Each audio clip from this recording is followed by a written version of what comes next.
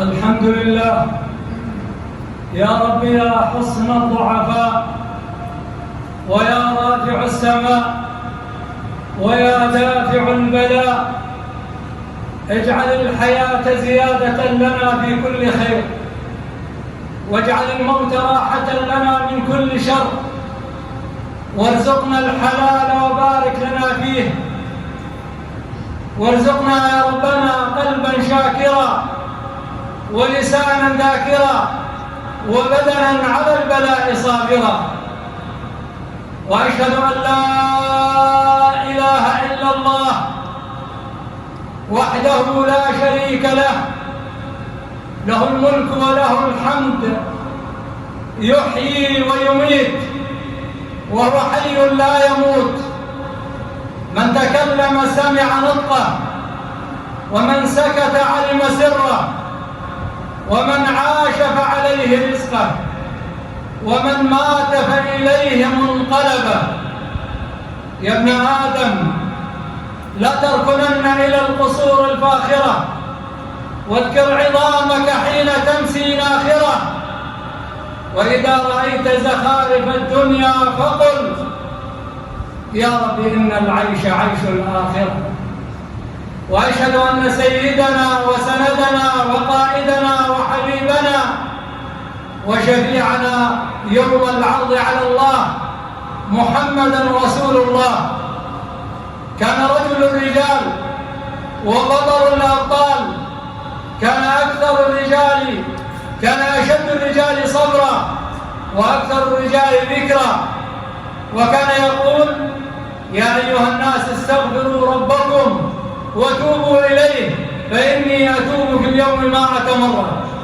سيدي يا رسول الله، والله لم تراك أعيننا ولم نعاصرك يا سيدي، ولكننا أحببناك لحسن وصف عنك قد جرى، وهكذا الجنة معشوقة من قبل أن تبصر.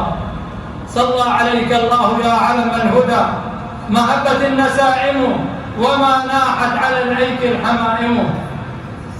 عباد الله، حياكم الله وبياكم، وطبتم وطاب ممشاكم، وتبوأتم من الجنة مقعدا إن شاء الله. سنتكلم في هذه الجمعة المباركة عن أركان العبادة. فكما للإسلام أركان وللإيمان أركان، فالعبادة أيضا لها أركان 3، ومن هذه الأركان 3 المحبة والخوف والرجاء. أي أنك حينما تقف بين يدي الله تبارك وتعالى تستحضر هذه الأشياء 3: المحبة لله، والمحبة هو الانجذاب إلى الشيء، وهي المودة، وهو القرب من الشيء. قال تعالى في سورة البقرة الآية 222: إن الله يحب التوابين ويحب المتطهرين. وقال تعالى: قل إن كنتم تحبون الله فاتبعوني يحببكم الله. قل إن كنتم تحبون الله فاتبعوني يحببكم الله يغفر لكم ذنوبكم والله غفور رحيم. كل ذلك بالمحبة، كل هذا بمحبة الله تبارك وتعالى. والشيء الأفضل من ذلك إنك حينما تحب الله سيجازيك الله بأفضل من محبتك له تبارك وتعالى. ما هذا الشيء؟ هو حب الله سبحانه وتعالى لك أخي العبد. أي أنك حينما تحب الله سيجازيك الله بحبه لك. يذكر في الأثر أن رجلا أراد أخا له في قرية غير القرية التي يسكن فيها، فحينما سار إلى تلك القرية أدرج الله له على طريقه رجلا ملكا بهيئة رجل، فقال له: إلى أين ذاهب؟ قال: إلى أخ لي في تلك القرية. قال: هل لك من حاجة تربها؟ يعني هل عندك حاجة تطلبها منه؟ قال: لا، ولكني أحبه في الله. قال: إني ملك أرسله الله سبحانه وتعالى ليخبرك بأن الله أحبك بحبك لأخيه. فهذا حب الأخ لأخيه المسلم يجب أن يعتري عن المصلحة، يجب أن يعتري عن الفائدة، أن يكون الحب لله وفي الله وبالله، لا يكون لغرض ما. فهذا حب العباد فيما بينهم، فما بالك إلى ما أحبك الله سبحانه وتعالى. وأما الركن الآخر وهو الخوف، وهو استشعار عظمة الرب سبحانه، عظمة الوقوف بين يدي الرب تبارك وتعالى حينما تقف في أي موضع من مواضع الدنيا، سواء كنت في صلاتك أو في عملك، أن تستشعر عظمة وقوفك بين يدي الله سبحانه وتعالى، وأن الله حاضر ناظر لا تخفى عليه خافية، يعلم خائنة الأعين وما تخفي الصدور. فيجب أن تكون خائفا من الله سبحانه وتعالى.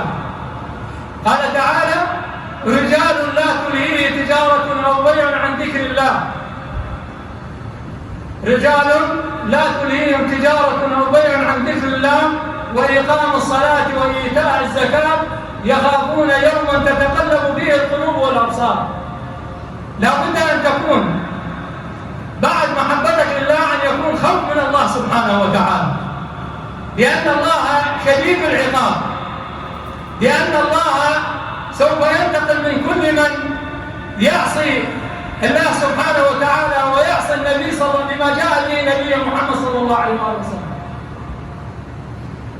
والركن الآخر هو الرجاء، والرجاء هو تعلق القلب بشيء محبوب، هو تعلق القلب بشيء محبوب يحصل في المستقبل، أي أنك تصلي وترجو من الله المغفرة، تصلي وتعبد الله حق عبادته وترجو الرحمة وترجو الرزق وترجو الشفاء، فهناك رجاء وهو الذي يقترن بالجهد والعمل والتوكل، حسن التوكل، يقترن بالجهد وحسن التوكل. وهناك تمني ليس كالرجاء، وهو التمني الذي يعتري أو يكون خاليا من الجهد وترك العمل بالتقرب إلى الله سبحانه وتعالى.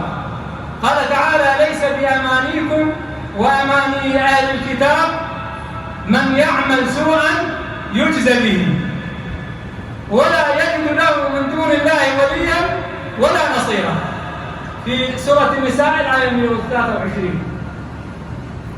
وهناك رجاء محمود، أي أنك ترجو الله سبحانه وتعالى في العبادة، ترجو الله سبحانه وتعالى في الأمور التعبدية. وهناك رجاء مذموم، يعني في الأول أنك ترجو الله بما صنعت من عمل صالح لتقرب إلى الله سبحانه وتعالى متقربا به إلى الله. ورجاء المذموم هو ترك العمل والتمني على الله. كيف يكون هذا؟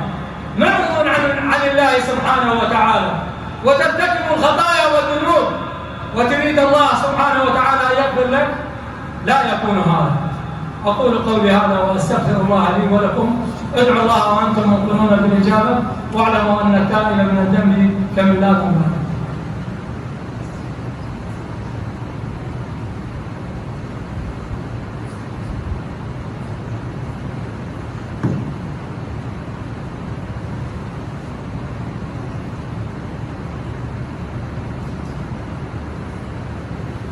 الحمد لله رب العالمين، الحمد لله الواحد الأحد الفرد الصمد الذي لم يلد ولم يولد ولم يكن له كفوا أحد، وصلاة ربي وسلامه على نبيه محمد وعلى آله وأصحابه أجمعين ومن تبعهم بإحسان إلى يوم الدين.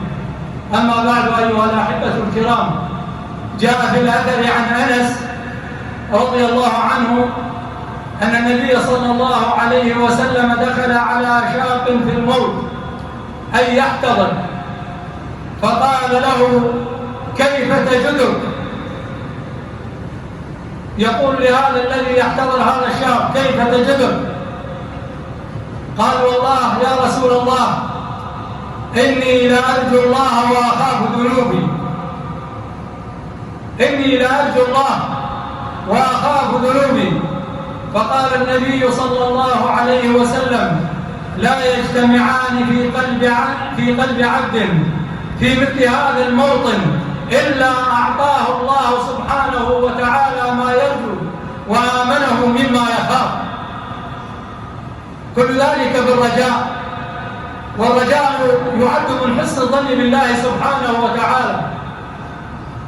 عن أبي أحمد بن أبي الحواري قال: سمعت أبا سليمان الداراني وهو يناجي ربه فقال: يا ربي إن طالبتني بذنوبي لأطالبنك بعفوك، وإن طالبتني بتوبتي لأطالبنك بسخائك، ولئن أدخلتني النار لأخبرن أهل النار إني أحبك. كيف يكون أن الله سبحانه وتعالى يحب أحدا فيقذفه في النار؟ يا ربي إن أدخلتني النار سوف أخبر أهل النار إني أحبك. وقال أيوب السجستاني رحمه الله قال إن الله سبحانه وتعالى جعل رحمة في الأرض، رحمة واحدة لأهل الدنيا، وادخر 99 للآخرة.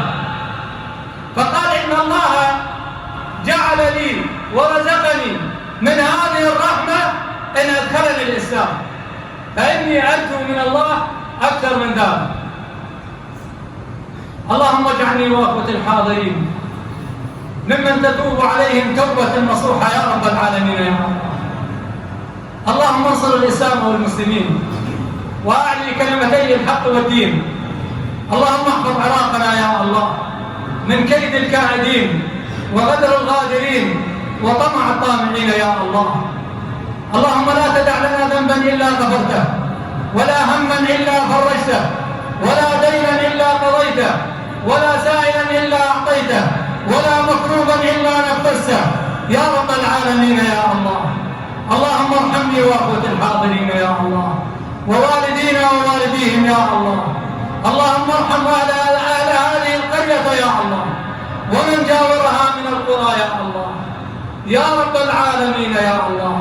اللهم ارحم من أنشأ هذا المكان، اللهم ارحم من أنشأ هذا المكان رحمة منك يا رب العالمين يا الله، تنير بها قبره وتوسع له في قبره مد بصره يا الله، وتتجاوز عن سيئاته يا الله.